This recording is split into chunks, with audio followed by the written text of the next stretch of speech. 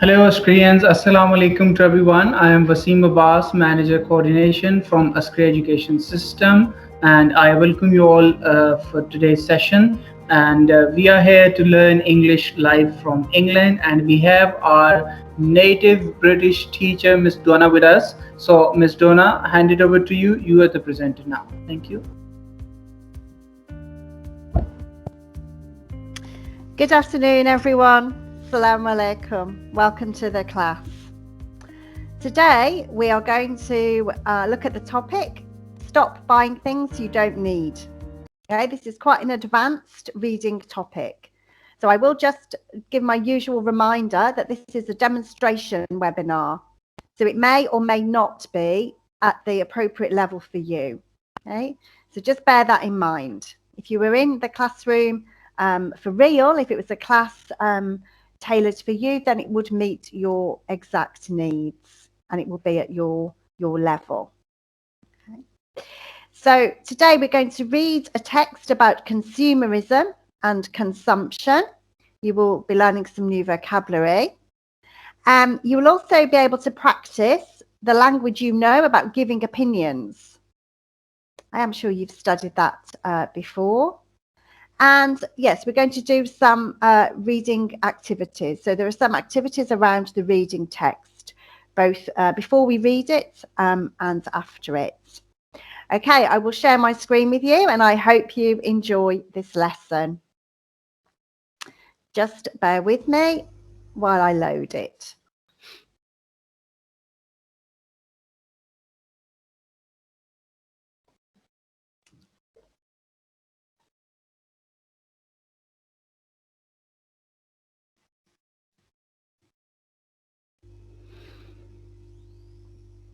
Okay, you should now be able to see a picture of a shopping mall. We can see Gucci, the Gucci shop in the bottom right-hand corner as we look at the screen.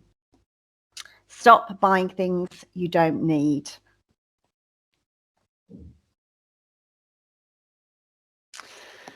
Okay, have a look at these pictures. What can you see? Where are the people? Well, picture A, we've got a family, haven't we? And they're obviously in a supermarket. Okay, we can see the food items behind them, packets and tins. B is obviously a picture of a large shopping mall. C, oh, my favourite, a sale. People are shopping in a sale. You know, when items are sold at a cheaper price than usual. Okay, we call that a sale. And that's picture D. There's a young lady there and she's obviously shopping for clothes. So she's in some kind of clothes shop or a boutique or maybe even a department store with a clothes section. Start having a think to yourself. Do you like to shop? And where and when do you like to shop? You know, sometimes we have different likes and dislikes when it comes to shopping, don't we? So some people like to go and shop for the latest gadget. So let's have a look and a play with the latest laptop or phone. Some people don't like doing that. They prefer to go shopping for clothes. Some people love going to the supermarket to see what different food there is. And some people really don't like shopping for food. So we all have different likes and dislikes when it comes to shopping. And also preferred place to go shopping. You know, some people like to shop in small shops. Some people like to go to big shopping malls. So they've got all the shops they need together in one place. And also they're protected from the weather, whether that's very hot or whether it's very cold and raining. Yeah, so start to think about your shopping habits. Because that will be relevant as we go through this session.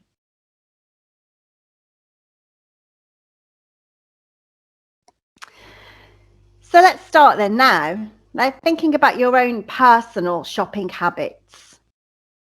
How often do you go shopping for food? Do you go every week? Do you go every day? Is it one of those things that's a chore that you do because you have to, but you prefer not to? How often do you go? Do you go with someone else? Do you go alone? How often do you shop as a leisure activity? Okay, so there's no real purpose to your shopping. It may be a time where you meet your friends. Okay, let's meet at a coffee shop and then have a look around the shops that are near the coffee shop, for example. Okay, so it can be a time when you hang out with your friends as well as having a specific purpose to buy something. What do you like to buy? And do you prefer to shop at a mall, or do you buy things usually from smaller stores or markets even? Culturally, in your country, do people enjoy shopping? Is it a big thing? Do people use it as a leisure activity? Are there several or any large shopping malls near to where you live? How often do you go to them? And are they places where you would hang out with your friends, or you like to hang out with your friends there? Is that common? And do you enjoy window shopping? Do you know what window shopping is? Window shopping, we use that term when we describe the time when you go to the shops, but you don't need to buy anything, okay? And you don't want to buy anything. You don't need and you don't want to buy anything. And you just go and you have a look. You just see what the shops have got. You may try on some new clothes, some shoes. You might, play with a phone in one of the phone shops. You might see what offers are available, what sales are on, but you're not going to buy anything. Okay? And we call that window shopping, when you're looking and you're not buying. Very difficult to do if you're a shopper, as I'm a shopper. So I love shopping. I'll shop anywhere. And I can always find something to buy, always.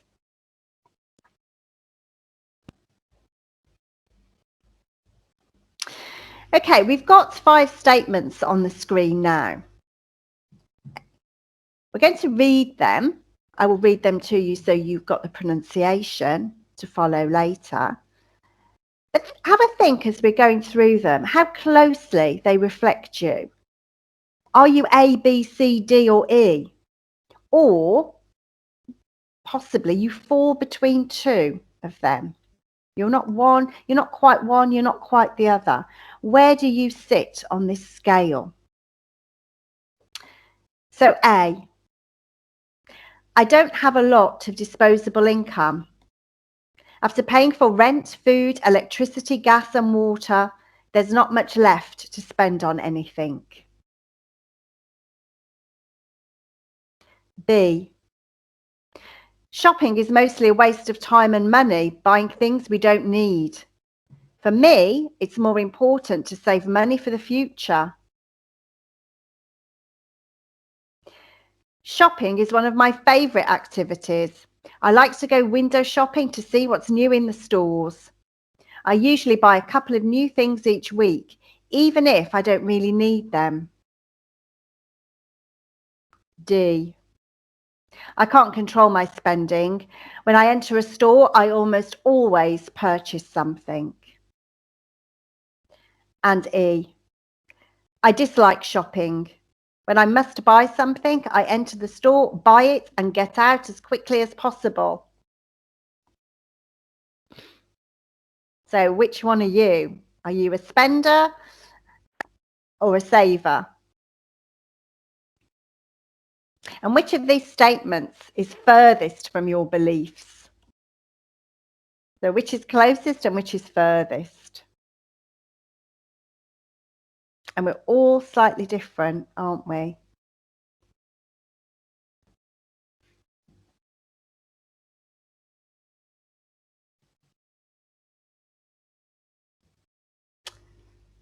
Okay, so what kinds of shopper are you? On the screen, we've got a description of 4 different types of shopper, and you may have other ideas. You may also have other kinds of shoppers you could describe. But let's have a look at these and decide again where you fall. And as we're reading, think about your family and your friends and their shopping habits. Which categories do they fall into? And do you know people who fit in all of them? Impulsive shopper. This type of shopper loves anything on sale. In fact, if a sign says 40% off, you can be sure the impulsive shopper will buy it. They get caught up in the excitement and often purchase items that are not needed. Is that you or anyone you know? Second one, brand shopper. The brand shopper is an advertiser's dream and loves to see a label. This shopper is heavily influenced by marketing and likes to know the latest trends and fashions. Sometimes they have problems controlling monthly expenditure. You know, do you know anyone who always has the latest high fashion items and it must have the label, it must have the badge to show off what it is? We probably all know some people like that. The careful shopper. This shopper tends to enter the store only when needed. When buying big ticket items, this shopper looks for reviews online and finds out what other people think of the item. They may take weeks to make a final decision. What do you think we mean by big ticket item?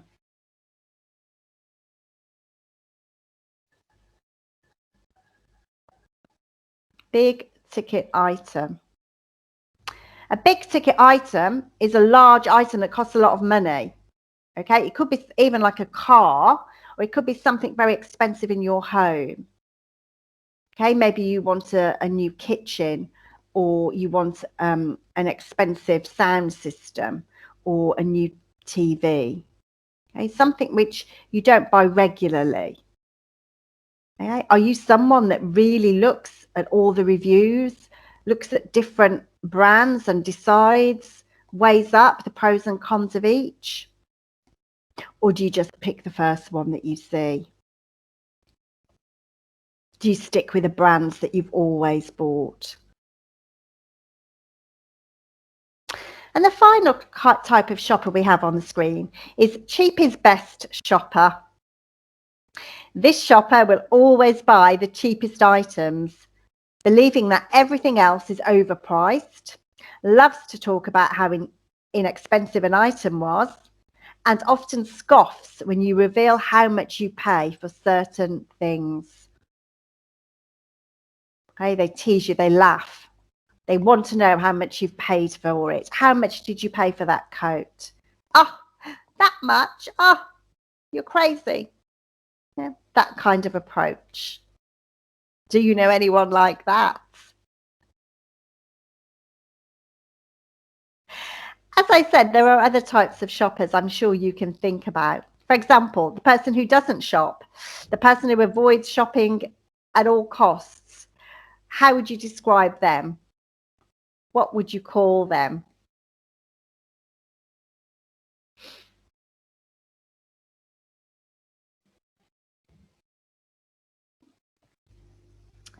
Consumerism.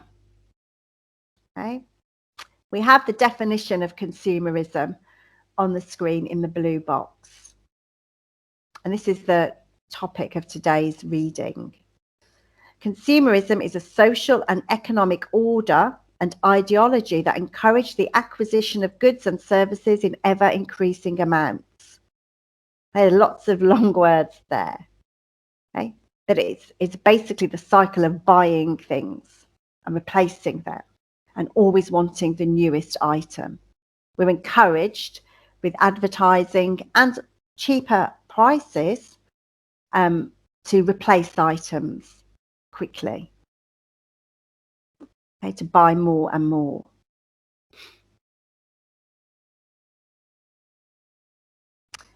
Have a quick look at the text and then I will read it for you.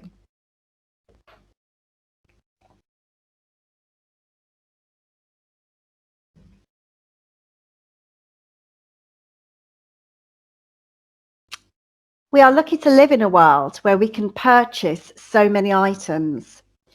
Since the start of the Industrial Revolution, millions upon millions of new items have become available to consumers. With the introduction of the department store and shopping mall, consumers have been able to purchase thousands of items in the same location. For the first time in history, many consumers can buy a lot of things at inexpensive prices. Do you live in a city where there are lots of different shops to choose from? Do you think consumerism, having looked now at the definition of it, do you think it's more likely to apply to people living in cities or villages, large or small places? And can you think of any places that are not affected by consumerism? What about really remote areas in the world? Are they affected by consumerism in the same way as we may be in a capital city, in anywhere in the world?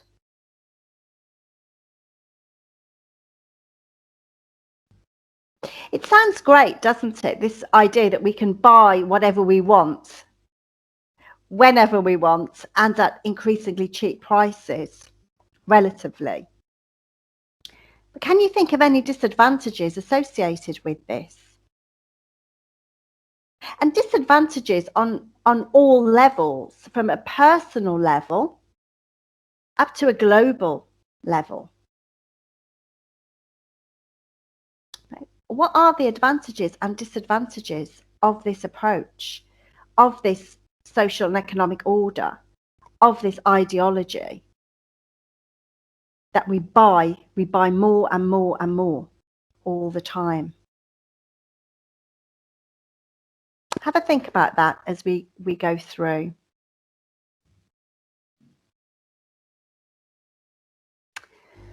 Okay, here we have the opening sentence, two sentences of the text. Okay. It's 4:57 in the morning. In front of the large glass doors of a major department store, an increasingly large crowd of people is gathering. What's happening there? What are people waiting in? Why are people waiting in front of the doors at 5 a.m.? Why would you be able to shop so early? What ideas do you have?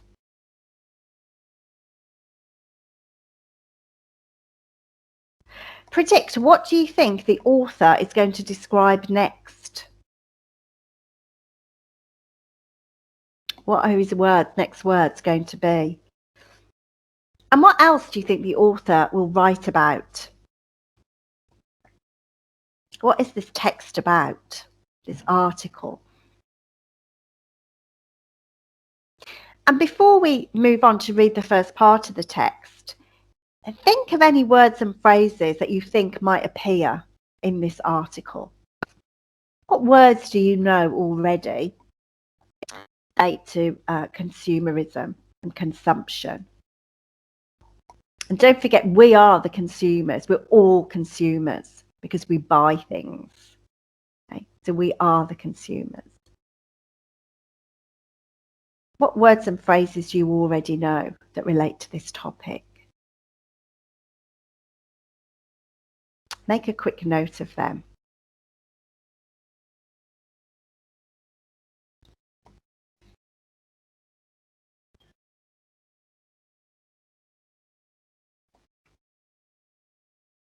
Okay, let's have a look at the first part of the text. So as we've seen previously, if you've joined other sessions, reading sessions, on the left-hand side, the numbered words, this is the glossary. So this is explaining what some of the difficult words are in the text, what they mean. Okay, so let's take a second to have a look at those before we read the text. The first one is combat.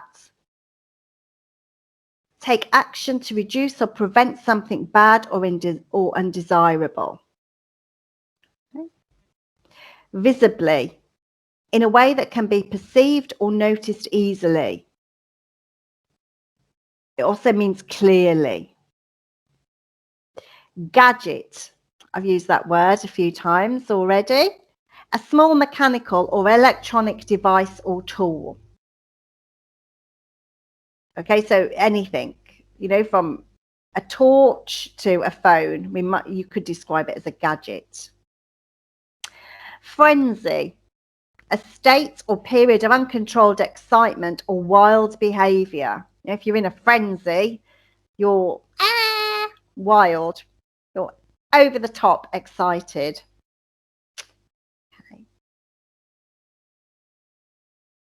So I'm going to give you a few seconds to have a look at the text yourself and see what you understand from it.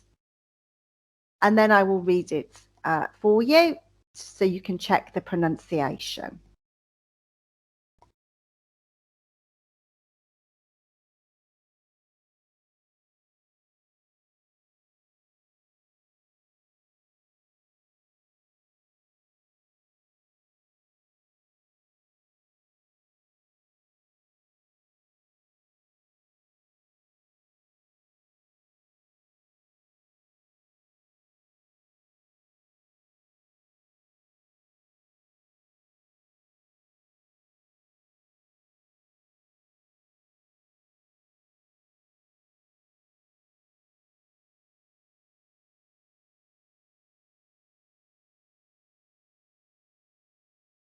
Okay, let's have a read through of it.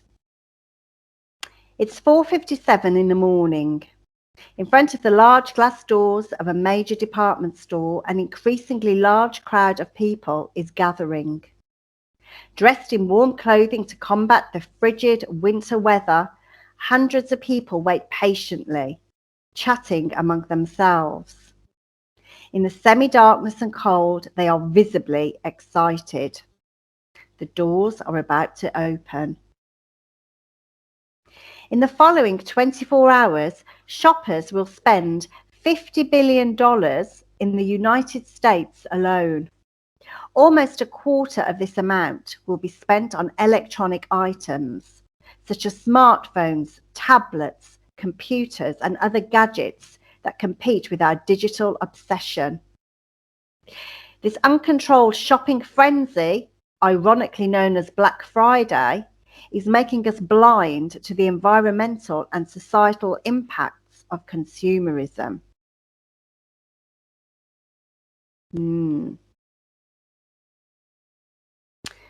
So let's have a closer look at what he's talking about. The people are outside in the winter at 5 o'clock in the morning. How do you feel about waiting around in cold weather? Can you think of any circumstances where you would be outside a shop, a department store, so early in the morning in winter? Would you do that? Do you think it's normal to do that? The weather is also described as frigid winter weather. What do you think frigid means?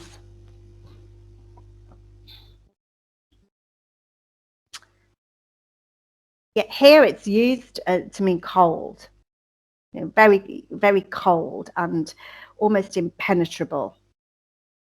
It's cold, freezing cold. And in the second paragraph, it talks about the amount of money, 25% almost of the $50 billion is going to be spent on electronic items. Do you like gadgets? Is it one of your things that you always have to have the latest new gadget, or at least try it out as soon as you possibly can? Would you wait outside a shop? Would you wait for it to open so you can go and buy the latest phone or tablet? Or doesn't it matter to you? You'll just wait. Wait until it's been in the shops for a while, wait to see what problems it might have, and then buy it later. Some people love gadgets and some people really don't care about them, I think. Okay, so let's have a look at some questions about this first part of the text. First of all, why do you think the author starts the text with a description of people waiting in the cold? Why does he do that? Let's have a look. Read again the first part of the text. Why does he choose to write it in this way?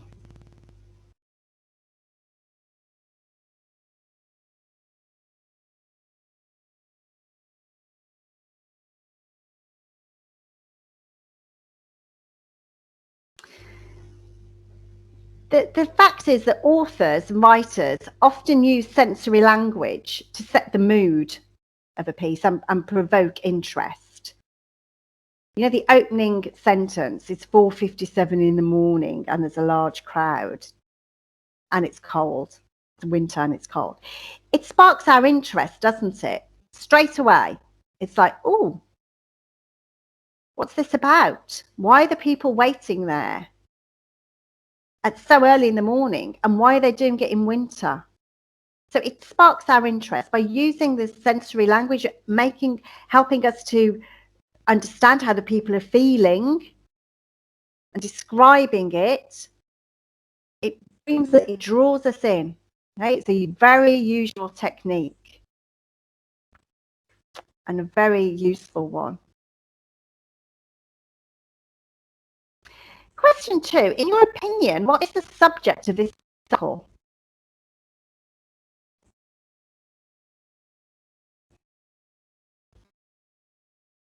What is the subject of the article?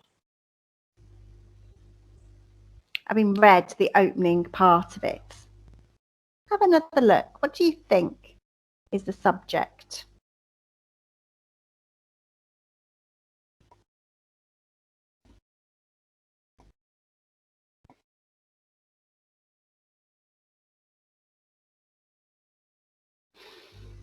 The subject is our lack of understanding of the effects that our frenzied consumerism, as he describes it, is having on the environment.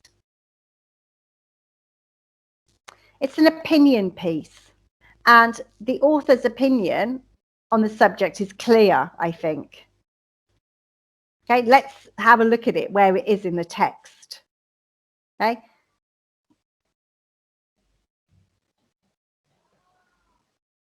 It's right at the end, isn't it? This is where we understand what the writer of this piece actually thinks. Okay. This uncontrolled shopping frenzy, ironically known as Black Friday, is making us blind to the environmental and societal impacts of consumerism. Okay, so we're picking up, we've got the hint already that this writer is not a fan of consumerism. And the author mentions the name of the event that the people are waiting for. Okay, what did he call it? He called it Black Friday. Okay, have you heard of Black Friday?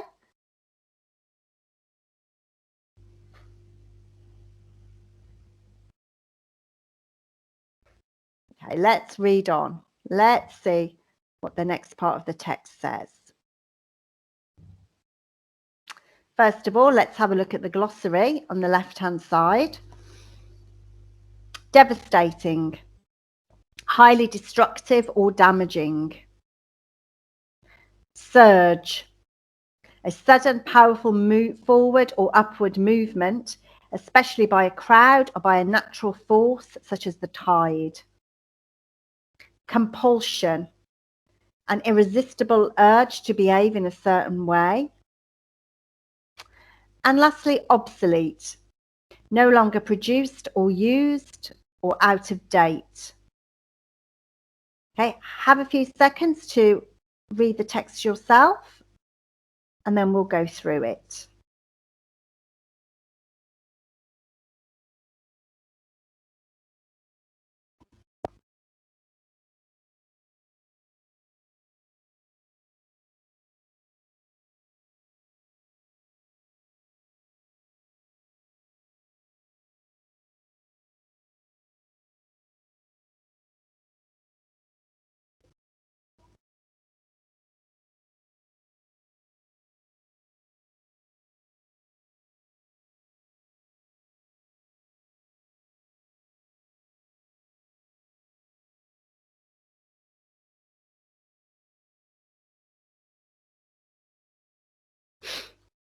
Okay. Our obsession with technology is making us blind to the devastating effects that consumerism has on the environment. When the department store entrance opens, the crowd will surge forward and rush to grab the latest smartphone or whichever electronic item is on sale. The marketing departments of retailers everywhere will have spent millions on advertising. Advertising that promises us a better life if we'd only purchase that item on sale. However, our compulsion to buy is costing us the earth. Most electronic items today are either impossible to repair or will become obsolete. Without thinking, shoppers purchase items that will end up discarded in landfill in a short space of time. Across the planet, we dispose of up to 50 million tonnes of e-waste each year. 50 million tonnes. So some very powerful arguments and facts in there. And some strong language used. Devastating. Surge. Compulsion. These are very strong words to use. Okay, so the writer is really emphasizing his opinion on this. He's giving us clues that he's not in favor of this at all. According to the writer, what is the relationship between technology and the environment? How are they related? Why does he bring them together in this part of the text?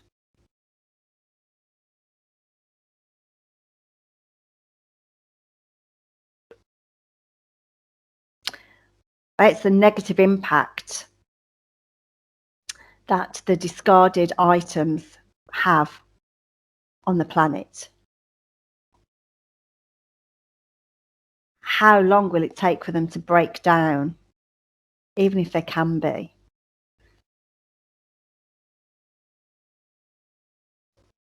All of that waste every year, where does it go? Where will it go ultimately? What does the author say about the advertising industry?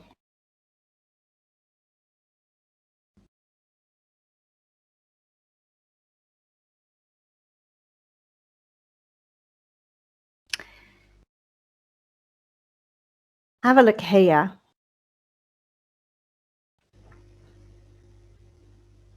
It's quite a negative view, isn't it? Advertising that promises us a better life if only we buy this item. Your life will be perfect if you buy this new electric toothbrush or whatever it is. You know? They sell more than just the item. don't they? Think about the advertising campaigns that you've seen recently. They sell us more. They try and sell us a view, a dream of a different life often. Have you ever bought an electronic item that became obsolete? Think about the phones that you've owned, any tablets, games consoles.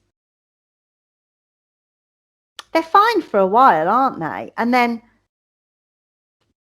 things are developed, software is upgraded, and it comes to a point when your item, your device, can't be updated anymore because it's not powerful enough to take the most recent upgraded apps or software. It becomes so slow at doing everything because it wasn't made in the first place to take all of this additional power or storage or anything else.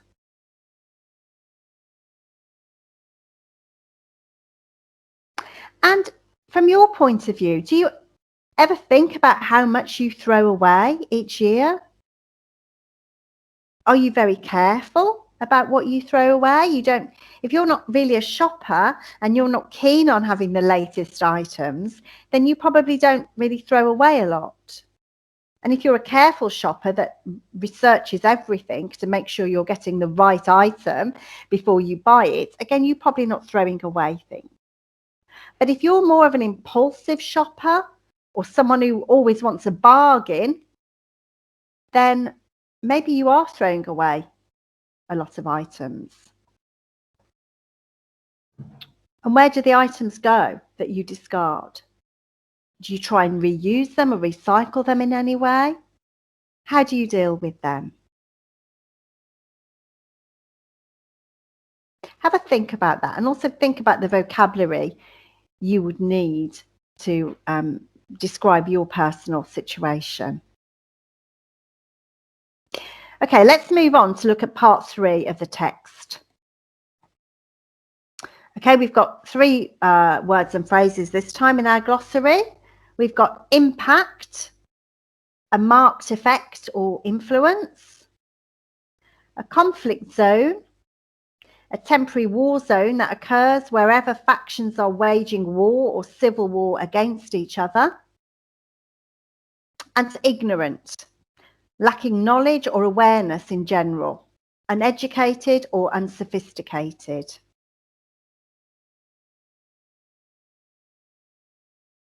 Okay, take a few seconds to review part 3 of the text.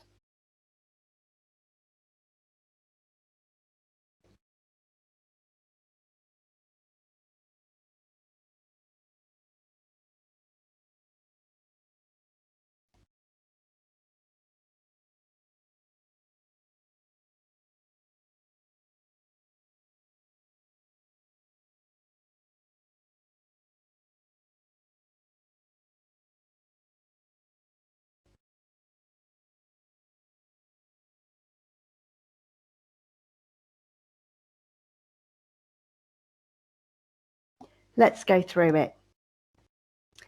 Likewise, the uncontrolled consumerism of Black Friday has an enormously negative impact on society. In the frenzy, we do not stop to think about the conditions under which many of the items are made. Millions of workers operate, far from the fancy stores, in unacceptable and sometimes dangerous conditions. In Africa, minerals are mined in conflict zones to provide materials for the latest smartphone. In China, suicides have been linked to low wages in electronic manufacturing. These factories supply electronics for some of the world's largest brands. Nevertheless, shoppers remain ignorant about the societal damage that consumerism creates.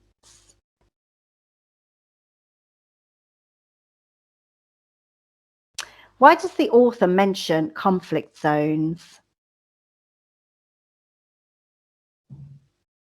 Conflict zones.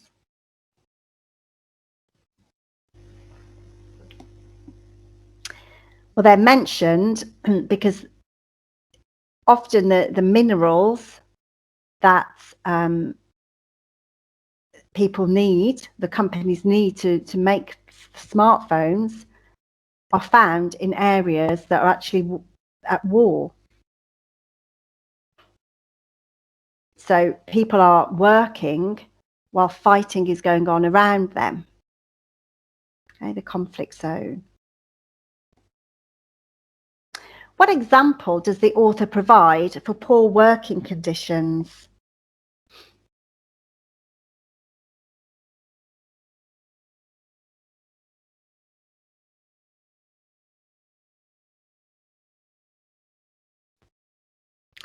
Well, we've got the fact that people are working in dangerous locations, but also he refers to the low wages, the low salary that people are paid for making the items or constructing them.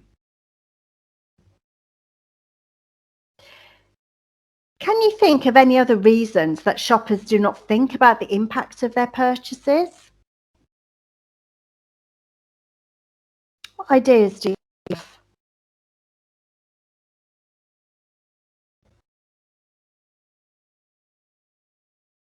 Is it simply that people are so far away from it that they just don't even understand that it might be an issue?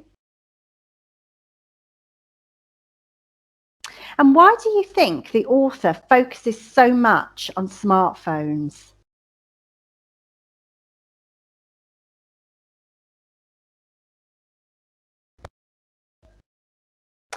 I would suggest he focuses on smartphones because they are such a popular item, and most people across the world now own a smartphone of some description, don't they? And the numbers are increasing each year. You know, so it has a huge impact, our love and our purchase of the smartphones. Okay, let's have a look at the final part of the text. Glossy in our glossary. Glossy means shiny and smooth.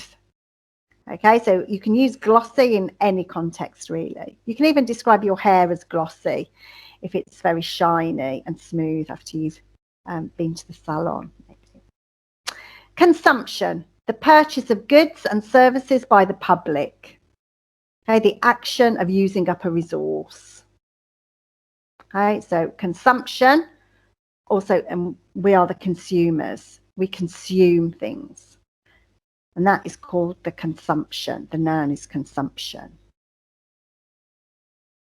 Let's have a look at the final part of the text. If any change in our shopping habits is going to occur, it will need to come from environmental groups. Advertising has never made us do anything other than consume more. Glossy advertisements promise a better life with a clean and efficient future. Marketing has no desire to make us buy less. However, not everyone buys without thinking. In 1992, the first Buy Nothing Day took place, and it occurs annually on the same day as Black Friday. The first Buy Nothing Day took place in Canada, with the hope that people would think about overconsumption. Today, more than 65 countries participate in Buy Nothing Day, though of course it might be a losing battle.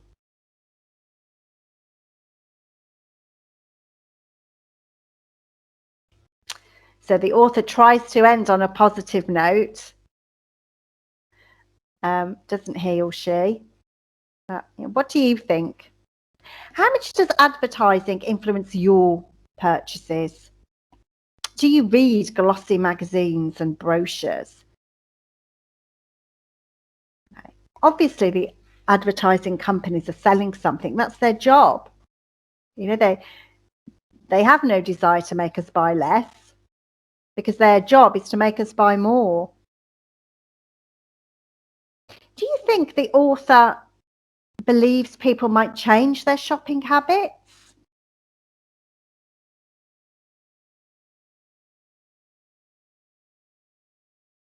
What do you think? He wants it to happen, doesn't he? But does he think it's a reality, it's possible?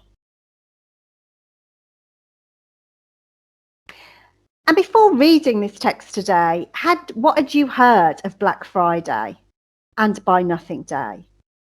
Had you heard of them? And if you hadn't, maybe this is some follow-up work that you could do to help practice your vocabulary. Do some extra research. What else can you find out about them?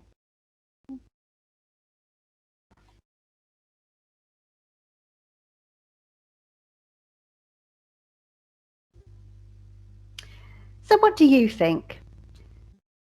So this text does raise a lot of interesting questions for us, doesn't it? And there are some questions on the screen. So, we will go through the questions and take some time to think about your answers to them. Jot some notes down. Think of the vocabulary that we've learned in this session. And after the session, as always, to help you consolidate and remember the words and phrases you've learned, try and write down your answers to these questions. So the first one, the author contrasts Black Friday with Buy Nothing Day. In your opinion, how confident is the author that people will stop over-consuming? How confident is he, in your opinion, and how and why do you reach that conclusion? Very useful question to help you practice your writing. And in general, do you agree with the author? If you agree, why do you agree? And if you don't agree, why not? What's the opposing point of view?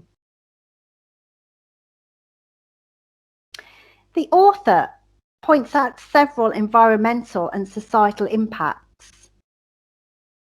The amount of rubbish and waste that we produce, and also the impact on people who are having to work in these industries. What are they? And can you think of any others? Practice writing them down. Do you know the required vocabulary to do this, to explain this? And what does the author imply about the marketing and advertising industries? Is he being fair to them, or is he being unfair? And again, give your reasons. Think of your reasons for your answer. Right. Every time you're asked a question, always think about how you would answer it, a long version. No, not just yes or no. Yes, because, or no, because. I agree because, I don't agree because. Think about the vocabulary you would need, and if you don't know it, look it up. Look in your dictionaries, research it.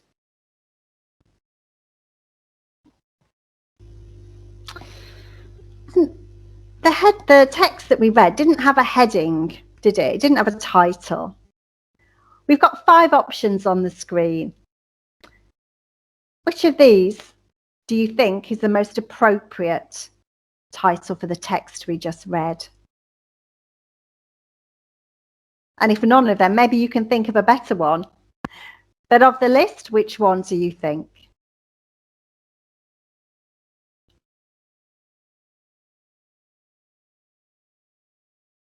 Of the ones that you think are appropriate, why is it appropriate? And then the others, why are they not appropriate? Okay, think about your answers for that, and also what reasons you would like to give. For me, I would suggest that the most appropriate title is B, Negative Impacts of Uncontrolled Consumerism. That seems to sum up the whole text. The author spoke a lot about consumerism. The other titles, they just deal with one aspect of what the author talked about, not the whole lot. But when you're reviewing this lesson, go back over it and see what you think. You may not agree with me.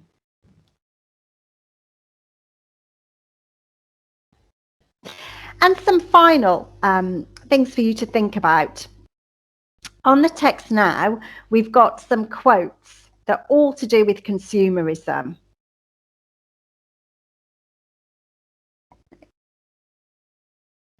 So have a read of them. Do you agree with them or not?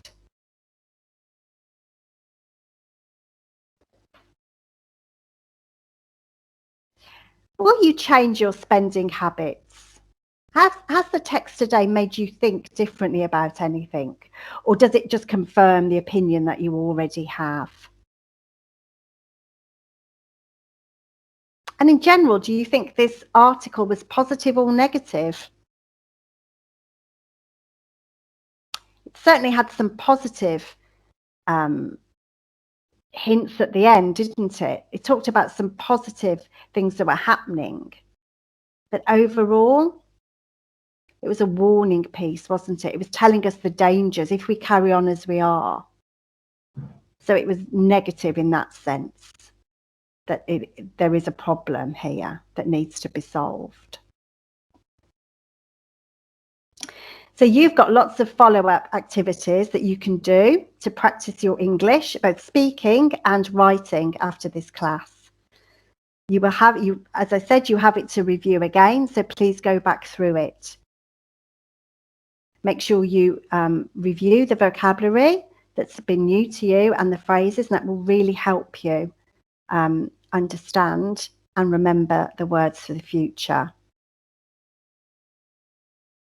And if you want to do more research around this to help practice your writing, then you can search for other articles that deal with consumerism. And if you want to practice your listening skills further, then there's lots of podcasts and things that you can listen to that deal with this subject.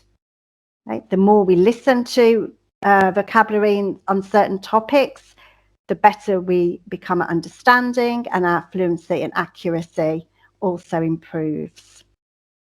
Okay, thank you very much for your time today. I'm going to stop sharing my screen now.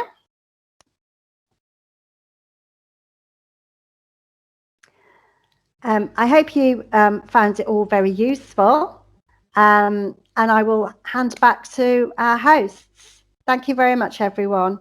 Masalam.